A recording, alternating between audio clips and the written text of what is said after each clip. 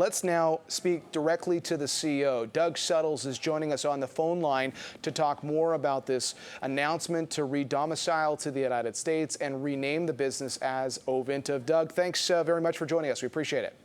Yeah, thanks for the chance to talk this morning. Let's just start with when you started first thinking about this idea of redomiciling to the United States. Yeah, John. You know, we've done a lot here at Encana over the last 5 or 6 years and really transformed the company. You know, we used to be a dominant natural gas company, and now we're one of the larger oil and condensate producers. We've obviously focused our portfolio on a number of key assets here in Canada and also in the United States. And in many ways, the one thing that we've been disappointed by is getting full recognition in the market, seeing the changes to the company reflected in the valuation. And as we studied that and worked with our board and advisors, one of the things we found was this massive passive investing trend, which is the dominant feature in the capital markets, and how we weren't participating in that, which was driven by our domicile, driven by the fact that we were a Canadian company versus a U.S. company. And as we not only look to make sure the company's positioned well for the future and running well, but we also have to make sure the valuation is also right. So we felt this was a critical move to make sure our shareholders are getting the value that they should. So we've been working this for a number of months now, assessing it and then working through the details. And, of course, we announced it today. And it'll be a shareholder vote, we think, early in the new year to confirm it. So just to put a little bit more context around the investor story, like I was saying earlier to our viewers, if you think about some of the big exchange-traded funds that focus on energy stocks in the U.S., the XLE, the Energy Select Sector ETF, or the Vanguard Energy ETF, I mean, these are products that a lot of people buy and sell on a daily basis. I guess the goal here would be to see those investor bases participating in the Encana story, whether it's through an ETF or more directly? That's right. That's exactly right. And in addition to that, being included in things like the S&P 400 as an example is one of those also critical features in today's market. And what we in our work, what we found was many of our peers, because many of our peers are actually U.S. companies, we're actually fairly significantly held by some of the products you just described and also index funds, yet we were not being held at the same level. And we feel like if we didn't correct that, it would put our shareholders at a disadvantage. So our correspondent, Tara Weber, was highlighting some of the transition we've seen from this company. You mentioned last 5 years. So maybe on the one hand, the writing was on the wall, but Tara was saying people were always wondering if there would be one thing that changes that. I guess as you were going through this process of exploration on what you do, was there one thing that made you decide, okay, yes, let's do this, outside of what you've already outlined to us?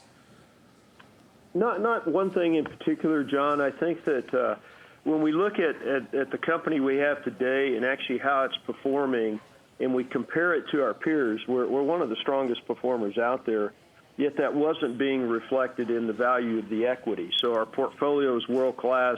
Our execution on that portfolio is world-class. Today, investors are looking for oil and gas companies to be able to have modest growth and generate free cash flow. We just announced this morning that we generated $250 million of free cash flow in the third quarter. So we just kept digging deeper and say, where is this disconnect and what can we do about it? And of course, that's what my team and our board must do for our shareholders. John, I should stress here, too, because I think that I've seen a few stories this morning which unfortunately haven't characterized things correctly. This makes no change for our employees, no change to our organization, no change to our plans to invest here in Canada.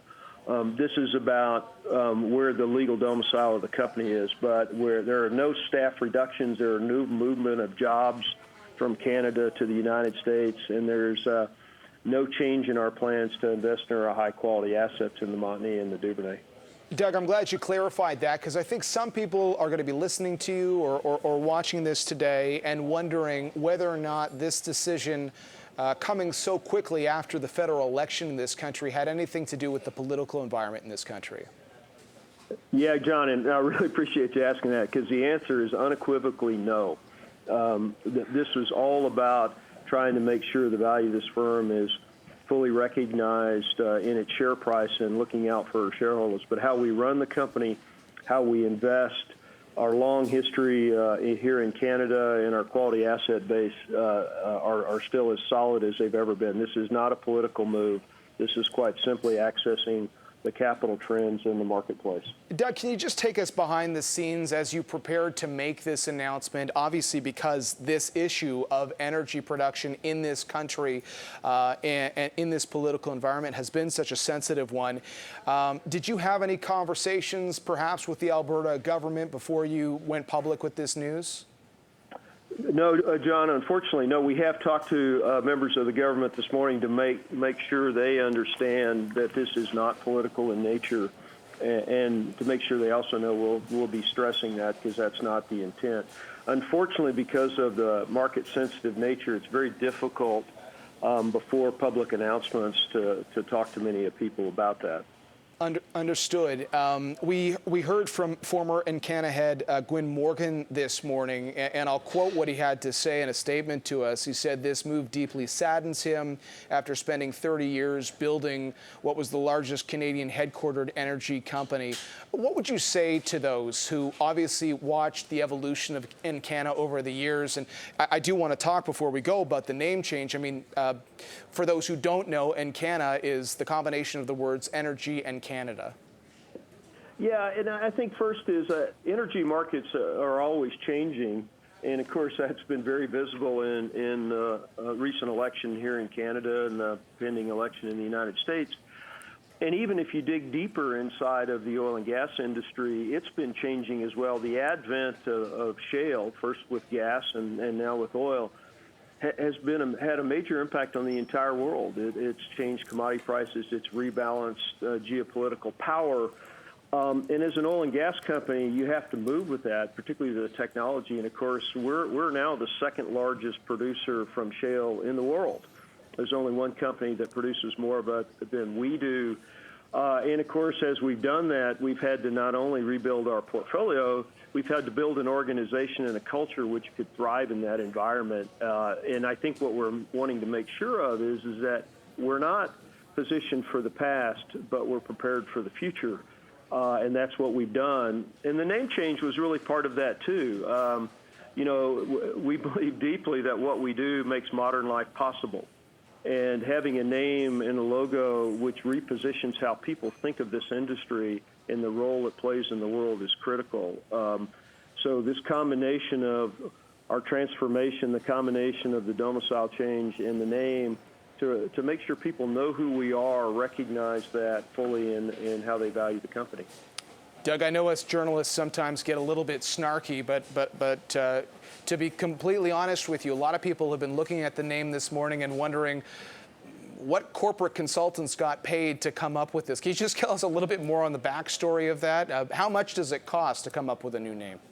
Not much at all. It's de minimis because if you looked at our results today, all of our cost numbers went down. This is insignificant.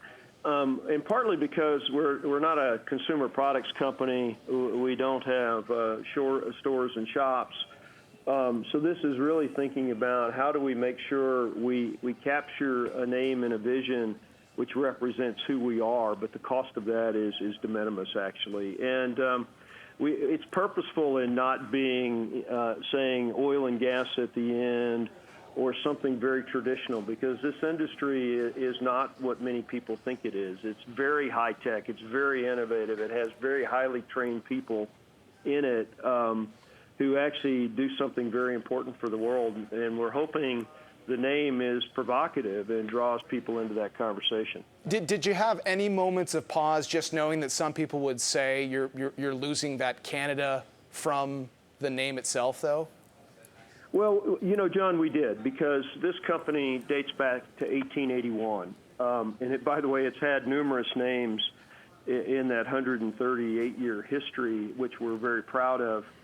And we did want to make sure that people don't see this as some negative reflection on Canada. We're proud of our heritage. We're proud of our presence here. and we have every intent to continue to invest in this country. And in fact, later this morning, we'll be having town halls with our employees here in Canada to make sure they understand that. This is actually no negative reflection. It's just the next step in our journey. Which is helpful context. And I guess, one of the other big questions, you guys are such a big corporate donor in this country as well. So, like in terms of that, things don't really change for you? No, they don't. Our commitment here is strong. This is a great piece of our company. Despite all of the difficulties this sector has had over the last few years, our business has been very successful here. We have a great team of people who are very innovative and have made this business successful. Our business here has been growing. It actually generates more cash flow than we spend, which in this industry is very important. It's very competitive for capital.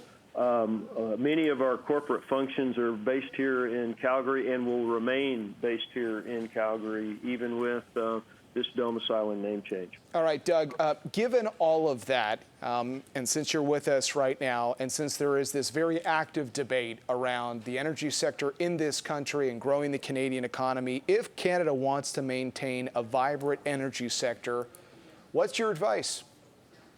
Well, I think a couple of things. I think that, number one, it's competitive.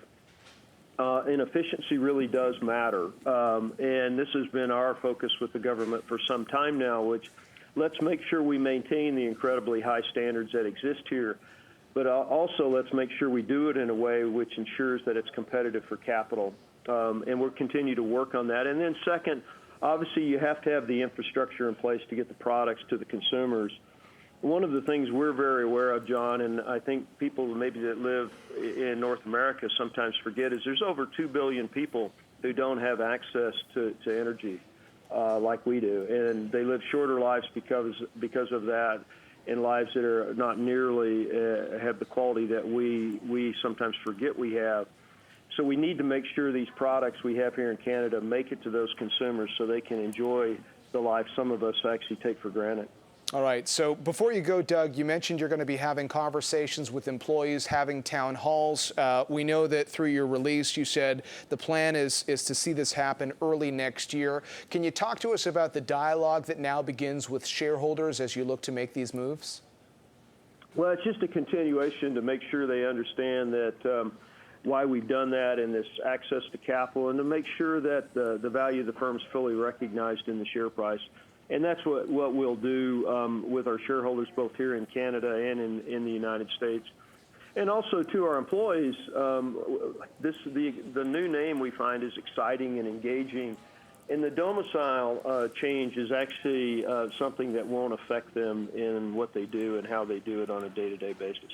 All right. Doug, thanks very much for breaking it all down for us this morning. We appreciate your time. Thank you for having me. Doug Suttles, the CEO of Encana.